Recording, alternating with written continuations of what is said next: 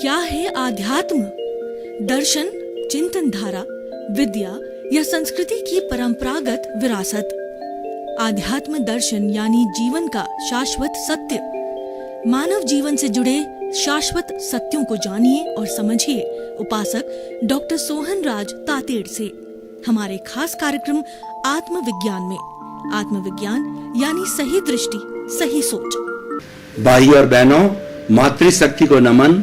Channel 24+ news के आध्यात्मिक कार्यक्रम आत्मविज्ञान साइंस ऑफ द सोल में आपका हार्दिक स्वागत है, अभिनंदन है, सत्कार है। साइंस ऑफ द सोल आत्मविज्ञान कार्यक्रम के अंतर्गत हम सही दृष्टि, सही सोच, राइट विजन, राइट थिंकिंग के आधार पर आपको नए नए विषयों से हम अवगत कराते हैं और आपको हमारे जीवन के गूढ़ रहस्यों के बारे में बताते हैं कि मैं कौन हूं, मैं कहां से आया हूं, मुझे कहां जाना है।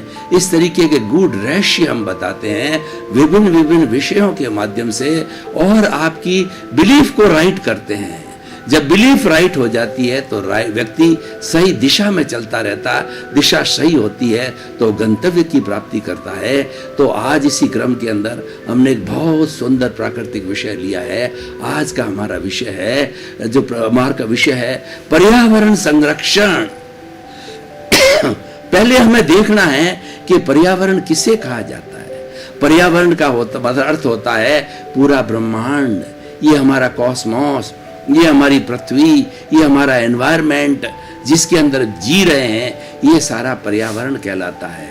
पर्यावरण के अंदर पेड़ होते हैं, पौधे होते हैं, पशु होते हैं, पक्षी होते हैं, मनुष्य होते हैं, वाइल्ड एनिमल होते हैं और दूसरे क्या पानी के जीव होते हैं। इस तरीके से ही सारा मिलकर के पर्यावरण बनाते हैं और उस पर्यावरण के अंदर ही ये जीते हैं। दार्शनिक भाषा में बात करूं तो 84 लाख जीवा योनियां इसी पर्यावरण के अंदर अपना जीवन यापन करती है। तो अब यह है कि इस पर्यावरण का संरक्षण का अर्थ क्या है। पर्यावरण के संरक्षण का अर्थ यह है कि पर्यावरण के अंदर जो घटक है, जैसे कि हमारा पानी है, पंचभूतात्मक जो पृथ्वी है, जल, अग्नि, वायु, आकाश और पृथ्वी, ये 5 भूत मिलकर के ये पर्यावरण बनाते हैं। इनका संरक्षण करना, इनका अतिरिक्त दोहन नहीं करना, इनको खराब नहीं करना, ये पर्यावरण संरक्षण कहलाता है। जैसे कि पृथ्वी है, उस पृथ्वी का जितनी हमको आवश्यकता हो उस पर हम निवास करें, लेकिन इसका दोहन करने का अर्थ यह हुआ कि इसको खोदें, इसके अंदर गहरी माइंस के अंदर जाएं, इसमें ड्रिलिंग करके हम 1000-2000 फीट तक गहरे जाएं और इस पृथ्वी का दोहन करें। और पृथ्वी जल, जल का अर्थ यह है कि हम जल को वेस्ट करें, क्योंकि पीने का पानी लिमिटेड है। हमारे शरीर में 60% पानी है और पूरी पृथ्वी के ऊपर 75% पानी है, पर वो अधिक खारा है, पीने योग्य पानी बहुत कम है। तो हमारे इस पर्यावरण संरक्षण करने का अर्थ यह है कि हम पीने योग्य जो पानी है उसको संरक्षण करें, उसको वेस्ट नहीं करें, हम उतना ही उपयोग करें जितनी हमारी आवश्यकता हो। ये हमारी नेचर माँ, ये हमारा पर्यावरण हमें ये कहता है कि तुम्हारी जो आवश्यकता है उसका भरपूर उपयोग करो, उसके अंदर कंजूसी करने की जरूरत नहीं है। और वो साधन सारे प्रकृति के अंदर है, लेकिन उसको वेस्ट नहीं किया जाए, उसको दुरुपयोग नहीं किया जाए, उसका दोहन नहीं किया जाए। पृथ्वी, जल, अग्नि, अग्नि जो है हमारी जठराग्नि भी एक अग्नि है और सब तरह की अग्नि है जो हमारे काम आती है। जठराग्नि भोजन पचाने में काम आती है, अग्नि के द्वारा हमारे यंत्र बनते हैं, रेलगाड़ियां बनती है, एरोप्लेन बनते हैं और सभी चीज उसके अंदर अग्नि, स्टील है, उसमें अग्नि की आवश्यकता होती है। तो अग्नि का जो हम दुरुपयोग नहीं करें, अग्नि फालतू जलती नहीं रहे और अग्नि जो है वेस्ट नहीं हो, क्योंकि इसी से ही हमारा उत्पादन होता है। पृथ्वी, जल, अग्नि और वायु, ये सारी वायु है, इसके अंदर प्राण वायु, ऑक्सीजन रहती है, O2, और इस प्राण वायु को हम इस पर्यावरण से ही प्राप्त करते हैं। इसको जो हम गंदा ना करें। ये गंदा कब होती है कि इसके अंदर कार्बन डाइऑक्साइड छोड़ दी जाती है। हम जो निःशेष करते हैं, कार्बन डाइऑक्साइड शरीर के बाहर अशुद्धि के रूप में निकालते हैं, वो भी पर्यावरण के अंदर जाती है। फैक्ट्रियों का धुआं है और दूसरी चीजें हैं, वो सारा जाकर पर्यावरण को जो है वो दूषित करते हैं। वायु को दूषित किया जाता है, पर्यावरण दूषित होता है। पृथ्वी, जल, अग्नि, वायु और आकाश, ये आकाश जो कि हम अवगाहन खाना देता है, इसके अंदर हम आराम से घूम सकते हैं, चल सकते हैं। अगर ये गंदा होता है तो हमको चलने में बहुत तकलीफ होती है, सांस लेने में तकलीफ होती है, और आकाश का गंदा होने से जो है हमें बहुत सी बीमारियों का सामना करना पड़ता है। तो इस तरीके से पर्यावरण संरक्षण ये है कि हमारे बेसिक एलिमेंट से पर्यावरण के उन सब का हम सदुपयोग करें, उनको हम दूषित नहीं करें, उनका हम दोहन नहीं करें। अब सवाल ये, पर्यावरण संरक्षण की सबसे ज्यादा जिम्मेवारी किस पर है, और सबसे ज्यादा पर्यावरण जो है गंदा कौन करता है? मनुष्य एक ऐसा व्यक्ति है जो कि इस पर्यावरण का, इस सृष्टि का सर्वश्रेष्ठ प्राणी है, और सर्वश्रेष्ठ प्राणी होने का वो सबसे ज्यादा जिम्मेदार है। इसीलिए उसके ऊपर ये जिम्मेदारी है कि पर्यावरण का वो संरक्षण करे। वही इन चीजों का, जो मैंने अभी पांचों चीजें बेसिक एलिमेंट्स बताया है, इनका ही सबसे ज्यादा दुरुपयोग करता है। और उस दुरुपयोग का कारण ये हो सकता है उसकी लालसा है, उसकी तृष्णा है। और इसीलिए तृष्णा के लिए कहा गया है कि विषय नर की लालसा और पाम रोग की खाज, लोभी की धन लालसा और तीनों बेअंदाज। मनुष्य कई बार इतना लोभी बन जाता है कि सृष्टि का पूरा धन, इस सृष्टि की पूरी संपत्ति उसको दे दी जाए, फिर भी वो नहीं धापता है, उसको संतुष्टि नहीं होती है। और लेकिन उस पर्यावरण के अंदर, उस नेचर के अंदर संपूर्ण प्राणियों को भरण पोषण करने की पूरी सामर्थ्य है, पूरी योग्यता है। इसी कारण ये जो पर्यावरण है 84 लाख जीवा योनियों का जो उत्पत्ति स्थान है, उन सबको जन्म देता है। तो इस तरीके से मनुष्य जब नीडी से ग्रीडी बन जाता है, नीड को जो उपयोग करना जरूरी है, क्योंकि हमारा शरीर है, इसको भोजन चाहिए, पानी चाहिए, प्राणवायु चाहिए, कपड़ा चाहिए, घर चाहिए, सभी चीज चाहिए। रोटी, कपड़ा, मकान, शिक्षा, चिकित्सा हमारी बेसिक आवश्यकता है। हमें पूर्ति करने की पूरी आजादी, हम स्वतंत्र है। लेकिन सवाल यह है कि हम ग्रीड के अंदर चले जाते हैं। हमको आवश्यकता एक मकान की होती है, हम 10 मकान बनाते हैं, और उसके साथ साथ में हमारे को एक कमरे की आवश्यकता होती है, 10 कमरों में हम 10 AC लगा देते हैं, और इतने 10 ही फ्लैश लगाते हैं, और एक फ्लैश के अंदर कितना पानी जाता है। एक ही व्यक्ति जो है हजारों लोग की हिस्से की चीजें जो पर्यावरण से आती है वो उपभोग कर लेता है। ठीक है, उसके जो है पुण्योदय कारण उसको धन संपत्ति मिली है, लेकिन वो दुरुपयोग के लिए नहीं मिली है, वो सदुपयोग करने के लिए मिली है। इसी मनुष्य को उसका सदुपयोग करना चाहिए, और ये सारी जिम्मेवारी मनुष्य की है। देखिए, इस सृष्टि में जितने भी प्राणी हैं, पेड़ पौधे की बात करूं तो हमारे कितने हितैषी है। हमें जितनी भी ऑक्सीजन मिलती है, प्राणवायु मिलती है, ये सब पेड़ पौधों से मिलती है। क्योंकि पेड़ पौधे हमारी दूषित कार्बन डाइऑक्साइड को जो है वो खाते हैं, उसका सिंथेसिस के माध्यम से अपना भोजन बनाते हैं, और उसके बदले के अंदर हमको प्राणवायु ऑक्सीजन देते हैं। आज विज्ञान ने इतनी तरक्की कर ली है, लेकिन ऑक्सीजन बनाने का विज्ञान कोई कारखाना नहीं बना पाया, क्योंकि ऑक्सीजन जो है विज्ञान बना नहीं सकता। ऑक्सीजन बॉटलिंग कर सकता है, ऑक्सीजन तो केवल पेड़ पौधे ही दे सकते हैं। तो हम समझ सकते हैं कि पेड़ पौधे हमारे कितने हितैषी है, और हमारी कितनी कृतज्ञता उनके प्रति। अगर वो ऑक्सीजन देना हमको बंद कर दे तो हमारा जीवन भी नहीं रहे, अस्तित्व भी नहीं रहे। पीपल का एक ऐसा पेड़ है जो 24 आवर्स ऑक्सीजन देता है। इसीलिए पीपल के पेड़ की पूजा होती है, क्योंकि उसके अंदर गुण है, हमको प्राण देने का गुण है, वो हमको जीवन दान देता है, इसलिए वो उसका सबसे बड़ा गुण है। तो इसीलिए भाइयों, और हम जड़ी बूटियों को देखें, हमारे इस पर्यावरण के अंदर इतनी जड़ी बूटियां हैं कि संपूर्ण प्राणी मात्र की कोई भी बीमारी को ठीक करने की उनके अंदर योग्यता है। चरक नाम के जो है वो एक आयुर्वेदाचार्य हुए हैं, वो इतने भव्य आत्मा थी कि वो पेड़ पौधों के सामने जाकर के खड़े होते, उनको प्रणाम करते, उनका आह्वान करते कि आपकी योग्यता मुझे बताइए, ताकि उस योग्यता का और आपका गुण बताइए, उस गुण को लेकर के और मैं मानव जाति के कल्याण के लिए, बीमारों को ठीक करने के लिए आपका उपयोग कर सकूं। तो वो पेड़ पौधा, जड़ी बूटी, फूल, जो भी जिसके सामने वो निवेदन करते, वो अपना सारा गुण जो है, उनको जो है वो प्राण, जो उस तरीके से पेड़ पौधों की आवाज को समझने वाले थे, तो वो उसको ग्रहण कर लेते थे। और ग्रहण करके चरक जो है, उन्होंने बहुत बड़े जो आयुर्वेद आचार्य हुए हैं, और उन्होंने कई तरह की जड़ी बूटियों के आधार पर खोज करके, प्रयोग करके, अनुसंधान करके मनुष्य को ठीक करने के लिए औषधियां बनाई है। तो देखिए हमारे पर्यावरण का कितना है। हम देखिए बात करते हैं चूहों की कि चूहे काटते हैं, घर को गंदा करते हैं। चूहे कितने उपयोगी हैं कि वो चूहे बिलों के अंदर रहते हैं और धरती को पोली करते हैं। जब किसान खेत के अंदर हल चलाने जाता है तो उसको जो जमीन पोली मिलती है, और उसका उद्देश्य भी यही होता है जमीन को पोली करना, ताकि पोली करने से आराम से जो है वो बीज बोया जा सके।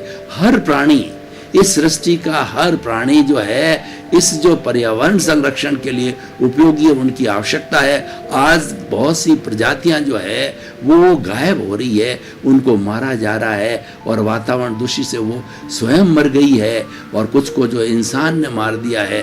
तो उनके जाने से पर्यावरण असंतुलन हो रहा है। आज सबसे बड़ी दिक्कत यह है कि हमारी पृथ्वी का अतिरिक्त दोहन होने से यह असंतुलन हो रहा है।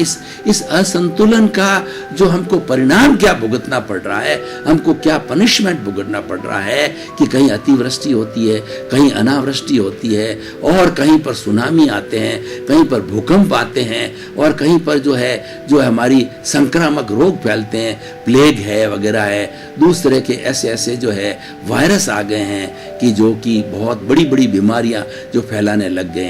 ये सारा पर्यावरण के असंतुलन के होने के कारण आता है, और ये जिम्मेवारी मनुष्य की है। दूसरे पेड़ पौधे जानवर, उनके पास में विकसित मस्तिष्क नहीं है, विकसित जो है इंद्रियां नहीं है, और विकसित जो है उसके पास मन नहीं है, बुद्धि नहीं है। वो इतनी बुद्धि नहीं चला सकता और पर्यावरण का दोहन नहीं कर सकता, वो लालच में नहीं जा सकता। वो तो अपनी जो शारीरिक आवश्यकता है उतनी ही पूर्ति करता है, उसके बाद वो संतुष्ट रहता है, और उसके बाद के अंदर वो पर्यावरण की कोई छेड़छाड़ नहीं करता है। मनुष्य छेड़छाड़ करता है। इसके कारण से जो है पर्यावरण के अंदर बहुत विषमताएं आ गई है, और पर्यावरण बहुत दूषित हो गया। तो भाइयों और बहनों, ये जो हमारा विषय है बहुत ही सुंदर विषय है, और विषय हमारे आत्मविज्ञान से यूं जुड़ा हुआ है कि 84 लाख जीवायुनी जो पर्यावरण में निवास करती है, उसके अंदर सब जीवित आत्माएं हैं, और वही आत्मा अपने कर्मों का भुगतान करने के लिए इस पर्यावरण में आती है। जो हर प्राणी को जो ये मन वचन काया रूपी जो शरीर मिलता है, वो पिछले जन्म के कर्मों के भुगतान के लिए मिलता है, और ये सारा भुगतान पर्यावरण में किया जाता है। सुख दुख की अनुभूति सारी पर्यावरण में होती है। इसलिए पर्यावरण का अच्छा होना बहुत जरूरी है। अगर पर्यावरण अच्छा रहता है तो मनुष्य बहुत शांति से रह सकता है, सुख से रह सकता है। उदाहरण के तौर पे देखिए कि हमारे वन जितने अधिक होंगे, जितनी हरियाली अधिक होगी, उतनी वर्षा अधिक होगी। आज वनों की कटाई हो गई है, वन है बुरी तरह से काट लिए गए हैं, उनको फ्यूल में काम लिया जा रहा है, और अलग अलग जगह फैक्ट्रियों के अंदर वनों के जो लकड़ियों को जो काम में लिया जा रहा है। उसके कारण जो है हमारा वायुमंडल का जो टेम्परेचर है बहुत ज़्यादा बढ़ गया। गर्मी बहुत असहनीय गर्मी हो गई है। राजस्थान जैसे डेजर्ट एरिया के अंदर तो मई जून के महीने 52-55 डिग्री सेंटीग्रेड, जो कि व्यक्ति सहन नहीं कर सकता। व्यक्ति झुलस जाए और प्राणी मात्र उसमें से झुलस जाए तो वो जीवित भी नहीं रह सकते, और पानी की बहुत कमी हो जाती है जब इतनी गर्मी पड़ती है।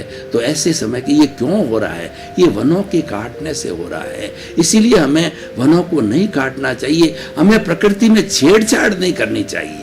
जो प्रकृति की हमारी संपत्ति है उसके साथ छेड़छाड़ ना करें। हमें आवश्यकता नहीं हो, पेड़ पौधों को हम नहीं काटें, जड़ी बूटियों को हम नहीं काटें, और हमारा जल है उसके अंदर केमिकल्स वगैरह मिला करके जो कपड़े की रंगाई छपाई का काम करते हैं, तो केमिकल्स को जो है पानी में छोड़ते हैं, और वो केमिकल्स जाकर के फिर जो है परकोलेशन होकर के जमीन के अंदर जाते हैं, और ट्यूबवेल के माध्यम से या कुओं के माध्यम से वही पानी हमें पीने को मिलता है। वो पानी दूषित होता है, जहरीला होता है, उससे व्यक्ति जो है अंधा हो रहा है, पंगु हो रहा है, वीर्यहीन हो रहा है, और मनुष्य की उम्र घटती जा रही है।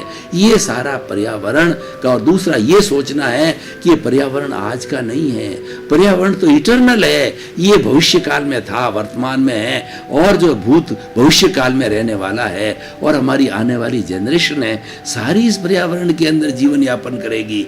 जीवन यापन करने के लिए और कोई स्थान नहीं है, केवल ही पर्यावरण है जिसके अंदर 84 लाख जीवा योनि के प्राणी जीवन यापन करते हैं, तो क्या हमें अपने आने वाली जनरेशन के लिए नहीं सोचना है? अगर हम इस तरीके से जो है पानी का वेस्ट करते रहेंगे तो हमारी आने वाली जनरेशन है उसको पानी कहाँ से मिलेगा? और इसी तरीके से हम दूषित करते रहेंगे। अगर हमारे वायुमंडल को आप देखिए, दिल्ली के अंदर क्या हालत है, दिल्ली के अंदर व्यक्ति सांस नहीं ले सकता, उनके अस्थमा की बीमारी हो रही है, लोगों के फेफड़े की बीमारी हो रही है और उससे जुड़ी हुई बहुत सी बीमारियां हो रही है, और सांस नहीं लेने के कारण वहाँ जीना दूभर हो गया। ये दिल्ली की बात नहीं है, इतने वाहन हो गए हैं, इतनी कार्बन डाइऑक्साइड आज वायुमंडल के अंदर छोड़ी जा रही है, मनुष्य स्वयं छोड़ते हैं, उसके साथ साथ वाहन है वो कई गुना, बड़े वाहन, छोटे वाहन, दोपहिया, चापहिया, वो इतना छोड़ते हैं कि वो छोड़ हर बड़े शहर की आने वाले समय में यही दिल्ली जैसी स्थिति होने लगी। हम अपना सांस नहीं ले सकेंगे क्योंकि कार्बन डाइऑक्साइड की मात्रा जो है पर्यावरण के अंदर बहुत बढ़ गई है, लेकिन जो है वो हमारे ऑक्सीजन की कमी होती जा रही है। तो आज का हमारा विषय है, बहुत सटीक विषय है, यह विषय जो है सब पे लागू होता है। जो इसके अंदर 7 अरब की जनसंख्या जीती है उन सब पे लागू होता है, और खास तौर से मनुष्य जो ही ये काम कर रहा है, चेतावनी किसको दी जानी चाहिए? मनुष्य को दी जानी चाहिए कि मनुष्य अपने लोभ के कारण, मनुष्य अपने अज्ञान के कारण, मनुष्य अपनी सुविधा के कारण, मनुष्य अपनी लिप्सा के कारण जो है इस पर्यावरण का दोहन कर रहा है। और जो हमारी लेडीज को देखिए, उनको जो जितना भी ये जो लिपस्टिक वगैरह जितनी भी जो चीजें आती है उनके रूप सौंदर्य के लिए, वो हमारे जीव जंतुओं की चर्बी होती है, वो जीव जंतुओं को मार करके पैदा की जा रही है। मांसाहारी जो लोग हैं, वो जो इंसान है वो मांसाहार कर रहा है, क्योंकि इंसान को मांसाहार की आवश्यकता है नहीं। इस सृष्टि के ऊपर शाकाहार बहुत है, और हमारा शरीर है वो शाकाहारी, हमारी आंतें हैं वो शाकाहारी, हमारा दांत है वो शाकाहारी है, मुंह है हमारे को प्रकृति ने शाकाहारी बना के भेजा है, और मांसाहारियों को मार मार करके खा रहे हैं। तो हमारे जो जितने भी वो जीव जंतु उनकी प्रजातियां गायब हो गई है, और मनुष्य बीमार पड़ रहा है। मनुष्य के अंदर ऐसे ऐसे भयंकर रोग पैदा हो गए हैं मांसाहार से कि वह बीमारी आगे से आगे बढ़ती जा रही है। सब क्यों हो रहा है? कि मनुष्य समझ नहीं रहा है, मनुष्य पर्यावरण का संरक्षण नहीं कर रहा है। तो हमारा प्रथम दायित्व है कि हम पर्यावरण का संरक्षण करें। इस पर्यावरण के संरक्षण के लिए हम सभी को प्रयास करना पड़ेगा। हमें एक जो है मानवीय चेतना को उजागर करना पड़ेगा कि पर्यावरण में जीने वाले सभी प्राणी हमारे जैसे हैं, उनको हम अगर मारते हैं उनकी घात होती है, ये पाप का कारण है, और ये उनके अस्तित्व को मिटाना है। अगर उनका अस्तित्व मिटता है तो हमारा भी साथ साथ में अस्तित्व मिट जाएगा। लेकिन शांतिपूर्ण से अस्तित्व हो, सबको जीने का अधिकार है। जिसने सृष्टि में जिस पर्यावरण ने जन्म लिया है उसको जीने का अधिकार है। वह सुख चाहता है, दुख कोई नहीं चाहता, मरना कोई नहीं चाहता है, तो मनुष्य उनको क्यों मार रहा है? और ये लगता है कि भाई मेरी जो नीड की आवश्यकता है, मुझे रोटी, कपड़ा, चिकित्सा, मकान के लिए आवश्यकता होती है, वो बात तो समझ में आती है, उतना तो व्यक्ति कर सकता है। लेकिन उससे कई हजारों गुना अपनी लालसा को, अपने जो है आकांक्षाओं को जो मिटाने के लिए वो कर रहा है, अपने रूप सौंदर्य के लिए कर रहा है। ये कहाँ तक जायज है कि सौंदर्य हम हमारा करें और जीवों को मार के उपयोग करें? अच्छे जो है मुखमली जो है वो बैग के लिए लेडीज जो है, ये क्या है? ये जीव जंतुओं की खाल है। ऐसे बहुत से हैं जो कि जो है हमारे जीव जंतुओं को मारा जा रहा है। स्लॉटर हाउस है, किस लिए हो रहे हैं? कि लोगों को मांसाहार चाहिए, इसीलिए स्लॉटर हाउस बने हुए हैं, और उसी से ही मांसाहार जो है विदेशों में जा रहा है। विदेशों में नहीं, हमारा भारत जो कि प्योर शाकाहारी देश था, जो विश्व के अंदर शाकाहार की छाप है तो केवल एक भारत की है। लेकिन उस भारत के अंदर हमारा जो है इतना पर्यावरण को हमने दूषित किया, हम मांसाहार की चले गए। आज 50% से अधिक भारत के अंदर मांसाहार चल रहा है। जगह जगह छोटे छोटे गांवों में मांसाहार की दुकानें, जिसकी आवश्यकता नहीं है, क्योंकि हम तो शाकाहारी हैं। हमको प्रारंभ से, हम आर्यों की संतान है, प्रारंभ से वेदों से, पुराणों से, त्रिपिटक से जो है हमारे को हमारे खान पान की शुद्धि पर जो है बहुत ध्यान दिया गया। हमारे धार्मिक शास्त्रों में बताया गया है कि जैसा अन्न वैसा मन। और ये हमारा जो शरीर बनाया शाकाहार से बनाया, शाकाहार से हमारी बुद्धि है पॉजिटिव रहती है, हमारे नकारात्मक भाव नहीं आते हैं। और जब हम मांसाहारी बन जाते हैं, जबकि हमारा शरीर मांसाहार के लिए है नहीं है, तो मांसाहार करने से हमारे भीतर जो है नकारात्मक भाव आते हैं, भीतर हमारे हिंसा के भाव आते हैं, भीतर हमारे अपराध के भाव आते हैं। तभी आतंकवाद बढ़ रहा है और ये असंवेदनशीलता बढ़ रही है और इतने रेप के केस हो रहे हैं, हमारी घरेलू हिंसा हो रही है, सामाजिक हिंसा हो रही है। और आज जितनी अगर सारी बातों का हम सोचें, आज ये विषमता पैदा हुई है, आज जो दुख का वातावरण जो बना हुआ है विश्व के अंदर, उन सब का कारण ये है कि हम पर्यावरण का संरक्षण नहीं कर रहे हैं, पर प्राकृतिक नियमों का पालन नहीं कर रहे हैं, हम अप्राकृतिक होते जा रहे हैं। प्रकृति ये कहती है कि आप खुले में रहिए, प्रकृति ये कहती है आप धूप का सेवन कीजिए, प्रकृति ये कहती है प्राण वायु शुद्ध है कीजिए, मॉर्निंग वॉक कीजिए, लेकिन व्यक्ति इसका उल्टा कर रहा है। उसने अपने हर घर के अंदर कमरे के अंदर एसी लगा रखा है, कार में एसी है, ऑफिस में एसी है, वो तो घर के बाहर निकलता नहीं, वो तो सूर्य के दर्शन भी नहीं करता है। विटामिन डी है वो सूर्य की किरणों से आता है। और जितने भी सप्लीमेंट्स आजकल डॉक्टर जो है टैबलेट के रूप के अंदर, कैप्सूल रूप के अंदर दे रहे हैं, ये सारे पर्यावरण के सीधे उपयोग से आ सकते हैं। और vitamin A, vitamin B, vitamin C, vitamin D, vitamin E, ये सारे पर्यावरण से आते हैं, पेड़ पौधों से आते हैं, औषधियों से आते हैं, सूर्य से आते हैं, पानी से आते हैं, अग्नि से आते हैं, वायु से आते हैं, लेकिन हम उसका ध्यान नहीं दे रहे हैं। इसलिए हमको ये सप्लीमेंट्स लेने पड़ रहे हैं। क्यों?